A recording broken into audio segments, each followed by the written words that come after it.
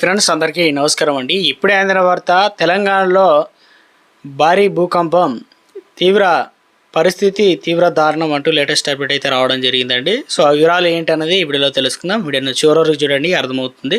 మరోసారి ఛానల్ వస్తే తప్పకుండా సబ్స్క్రైబ్ చేసుకోండి. చూస్తున్నారు కానీ లైక్ చేయడం మర్చిపోతున్నారండి, వెంటనే లైక్ చేయండి. వివరాలకి అయితే వెళ్ళిపోదామండి.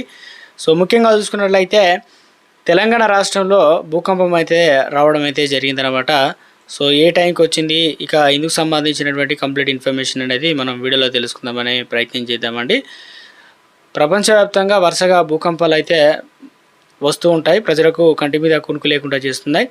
అయితే నేపథ్యంలో తాజాగా తెలంగాణలో కూడా అంటే వికారాబాద్ జిల్లాలో పరిగి మండలం పరిధిలో ఇవాళ తెల్లవారుజామున సరిగ్గా 4 గంటలకు అయితే సమయంలో భూకంపం బసిరెడ్డిపల్లి, అదేవిధంగా రంగాపూరు, నామియాత్ నగర్ 3 సెకండ్ల పాటు అయితే భూమి అనేది ఇలా కంపించడం జరిగిందనమాట.